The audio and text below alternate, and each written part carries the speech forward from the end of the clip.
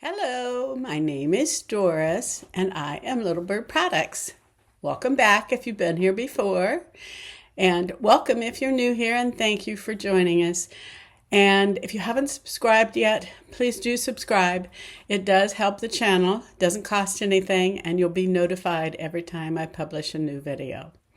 I have a couple of exciting things to talk about today. This week, my sewing protege Tammy and I did a thing. It was so exciting. We set up our WhatNot shop. We put inventory in it. And this coming Friday, May 22nd at 7 p.m. Texas time, we will be having our first live show.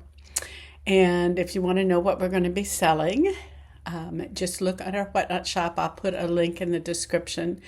And you can see what we will have on sale. You can actually make a bid on it now to buy it before the show. And I'd encourage you to do that if you see something that you really love. And there's two items that I'll be showing you here and here that'll be surprise items that we're going to auction off at the very end of the show.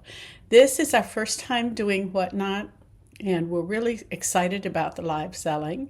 And of course, I had to refresh my hair, put my special glasses on for the show. I'll be hosting it. And this is like I said, this is our first time with live selling. So I'm sure there'll be some faux pas and, funny things and weird things happening. And we'll see how it goes. We're very, very excited about it. It wasn't that difficult to set up. It wasn't all that difficult to set up. They have a lot of help text, and they kind of handhold you through it, which is really nice. One of the things we're not quite sure about yet is exactly how the auction works, but what we did is we set our shop up with all the items in it already, and you can buy them now. You can put an offer into, so the price that's on there, you can actually put an offer into us and we can either accept it or decline it. So I think that'll work out best for this first show. We're trying to take it easy. And what we're planning on doing right now at this moment, we're going to sell some more simple upcycled pieces on the show, things that we don't have in our Etsy shops yet. And then if they don't sell on the show, we'll either try to sell them the next week or we'll put them on our Etsy shops for sale.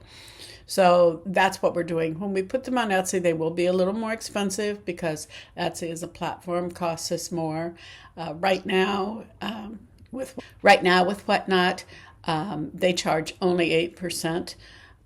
But they don't pay out until after the item has been shipped and is accepted. Payout works kind of like Poshmark does if you've ever sold on Poshmark. So that's a little bit disappointing because it takes a little longer to get your money. But, that's the way it is. We'll see what it's like. And also being in front of a live selling audience, live buyers is, I think, a little fun. For Tammy, I think it's going to be a little intimidating at first, but she's great. So we'll get to that. Eventually, she'll set up her own shop and we'll do what they call a raid train, where either she'll have the first show or I'll have the first show, and then it'll lead right into her show. So the audience will stay the same. So we'll see how that works out.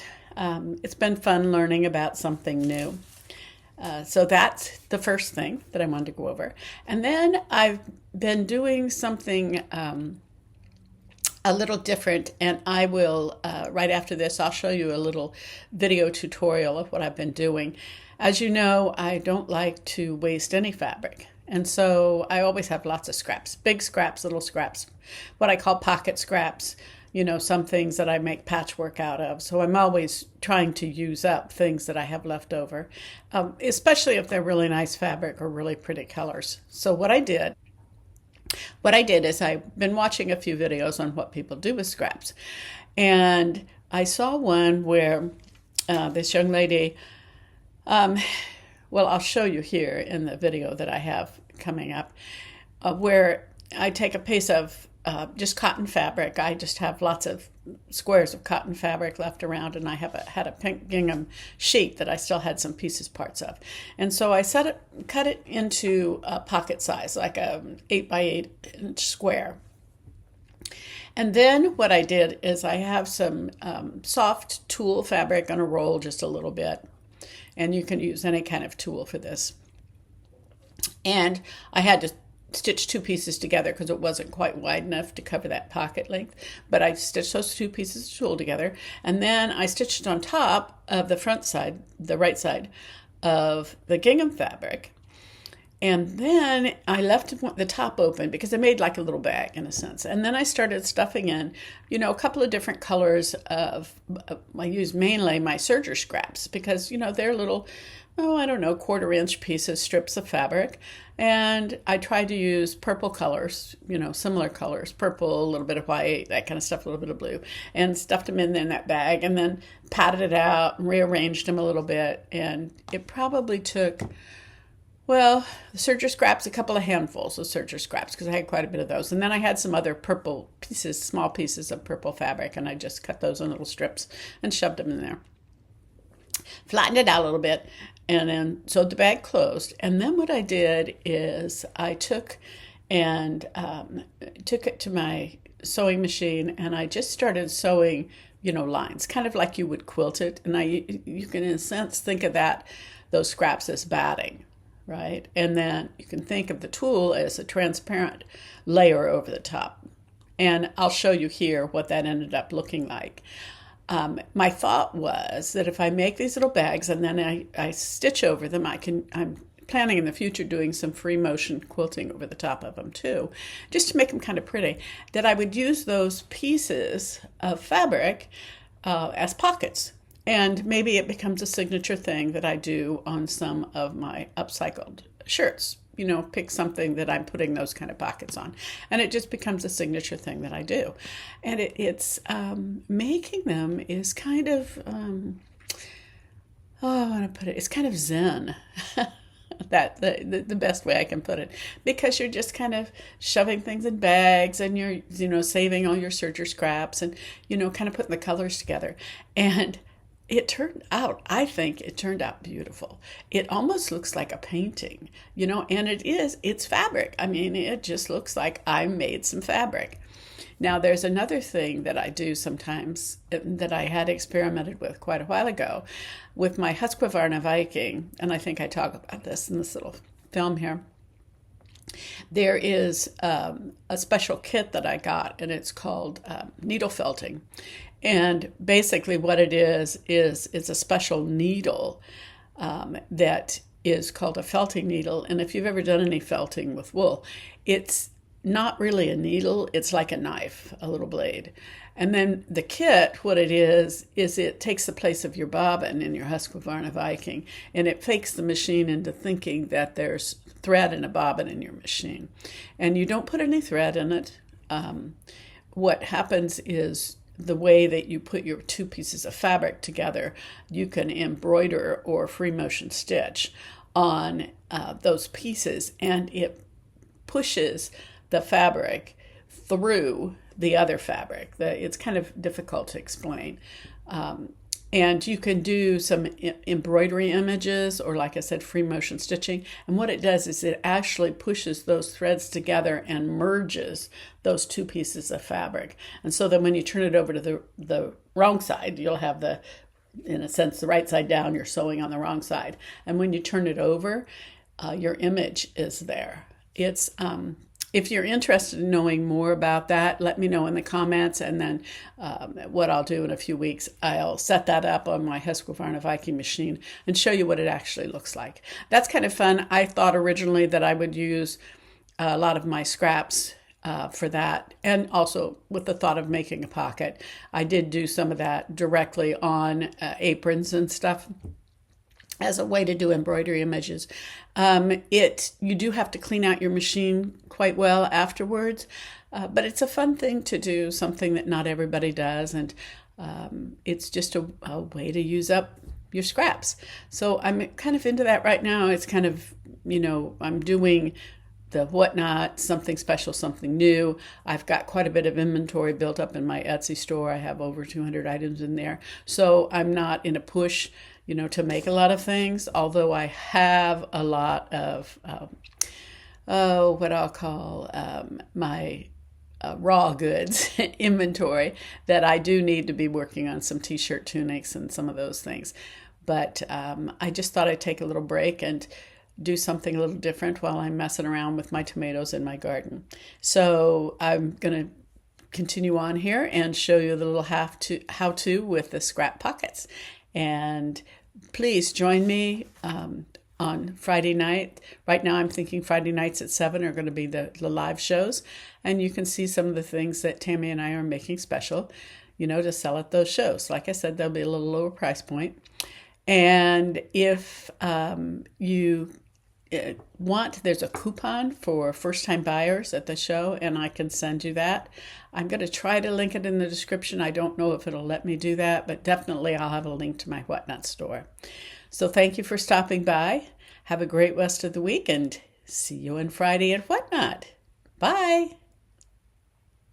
Other thing I'm doing, this is why it looks like a mess here. I'm doing something, I'm trying to come up with some scrap buster projects. I've done a few of those already. And I had this roll of lightweight tulle. The rest of my tulle I had given away to a lady that's going to be doing something with it. I used to use it in what I called, they were my ballerina aprons. I called them tutu for tees. And since I don't really make aprons anymore, I didn't need all that tulle. And it was heavier duty tulle. This is soft and lightweight, but it's perfect for this project. And I'll take you over here and show you what I'm doing. I watched a video the other day from somebody that was using their scraps, and they made a little tulle bag, and they put fabric, fabric in the back, and then they put scraps. They cut their scraps up. Well, these mostly, I wanted to do purple because I'm going to make pockets for this top, or a pocket out of this, just to see how it turns out. If it turns out halfway decent, that's what I'll do. So what I did is I made a mesh bag, tulle bag. I just took a piece of pink gingham fabric, cotton, because it's what I had, pocket size. And then I stitched tulle. I had to stitch it together because my tulle isn't very wide, but you just need a square of tulle. And I left the one end open, and then I stuffed my scraps in there. And these are quite a few of the serger scraps that I did with the flowered fabric from the skirt of that shirt that I just showed you. Now the next thing, what they did is she did quilting. And what I'm going to do is I'm going to stitch it down, spread it out a little more evenly, stitch it down and see how it looks. And then I'm kind of thinking I'm going to use my purple thread in my other sewing machine because it has a free motion quilting foot. And I'm thinking I'm going to do some free motion stitching, just maybe in a swirly design over the top of it. And if it turns out halfway nice, then this will become the material for the pocket on my shirt. And if I can get this perfected, I'm thinking, wouldn't that be a great way to use up a lot of my scraps? And I could, start having it be a signature where I put scrap buster pockets on things. But I need to make it look, much prettier than this. This looks a little bit ugly now. So that is a work in progress. So I'll let you know how it goes. I did do another scrap thing a few years ago, and if you're interested in that, I can set my machine up to do it. My single needle embroidery machine, I'll show you that one. It's this. It's my Husqvarna Viking.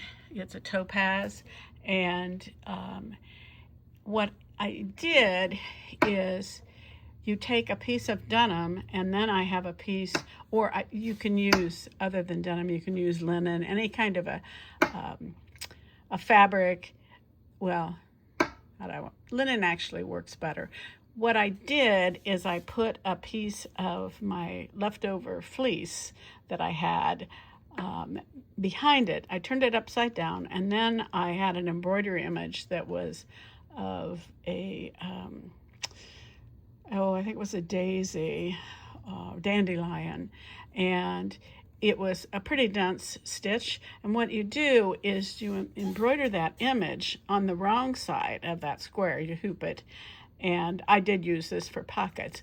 And what it does is it pushes, we have to have a special foot, and the foot is called a felting foot, Felting, a felting foot. And what it does is it tricks your machine into thinking that there's a bobbin in there, right? There's a piece you put in there, and there's no lower thread, and you just have that special felting foot, and it's a special needle, which is really a little knife. And what it does is it felts that fleece into the fabric. So then when you turn it over, when you're finished embroidering your image, you turn it over, and voila, without any thread, it's pushed the fleece through the fabric, through the linen, or through the denim, whatever you've got, and that makes your image. It's kind of hard to explain. If you're more interested in seeing some of that, I can put that together and show you, because you can't really do it with a regular machine. You have to do it with a single needle embroidery machine, or any kind of an embroidery machine that you can buy the felting foot attachment for. It really is a neat way to use some scraps. I thought I would do it a lot more than what I do. The foot was kind of expensive, but it was a fun project, to work on. I'm still looking for ways to use up a lot of my scraps that aren't too time consuming. And I was thinking, I'm hoping this pocket thing works out, because I have a lot of scraps from my sergers, because I serge everything. And some of them are decent sized scraps, like these were, because I use it, to cut off the edges better. And I have a lot of scraps. I don't fancy the idea of cutting everything up into strips. Quilters do that a little more because they're used to cutting a lot of strips. And, I'm a little, I would say, lazy when it comes to the small things. But, with scraps, I like working with them and finding ways to use them.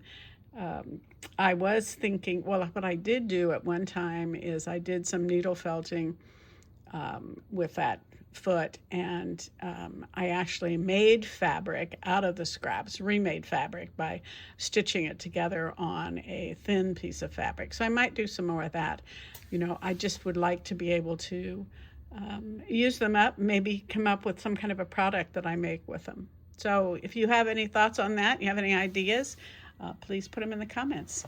Thank you.